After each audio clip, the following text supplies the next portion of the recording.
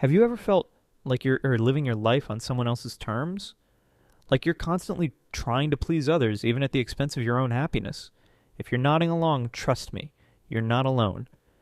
So many of us have found ourselves stuck in this cycle at some point.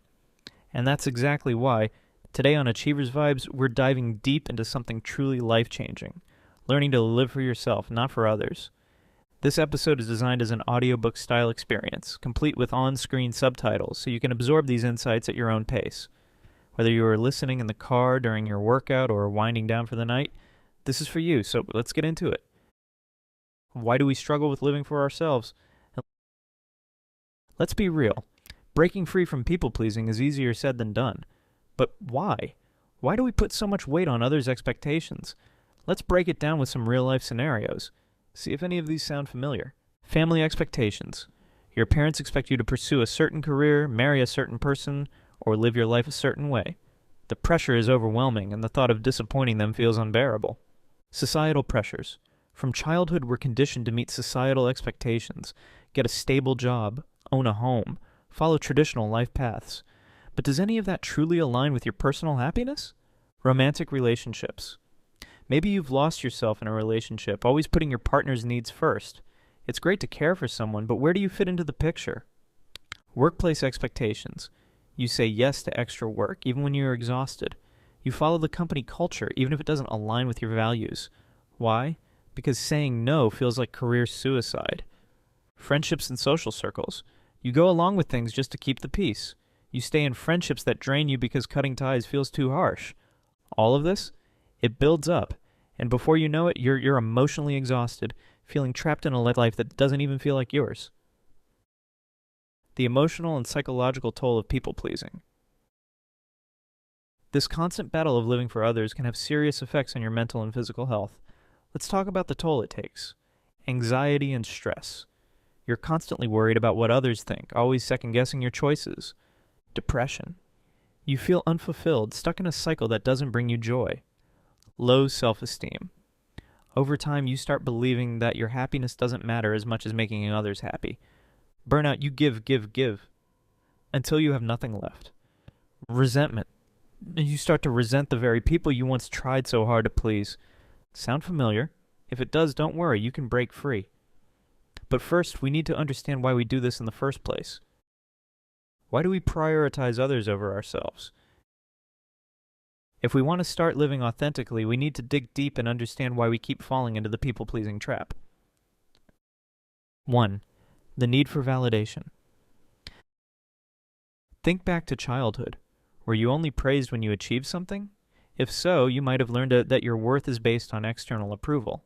And now, as an adult, you crave validation from others. 2. Fear of rejection and judgment. We all want to belong. But when that need for acceptance becomes more important than being true to ourselves, we end up living for others instead of for ourselves. 3. Codependency in relationships. Some of us tie our self-worth to making others happy, and while it's good to be caring, losing your identity in the process isn't healthy. 4. Cultural and societal pressures. In many cultures, tradition is everything, and defying expectations? It can feel like betrayal, but does following tradition at the cost of your happiness make sense? 5. Learned helplessness. If you grew up in an environment where you had no control over your choices, you might have developed a passive mindset, believing you have no power over your own happiness. So, how do you start living for yourself? If you're ready to make a change, let's talk about practical steps to reclaim your independence and start living life on your own terms. 1. Identify your core values. Take a moment to ask yourself, what genuinely makes me happy?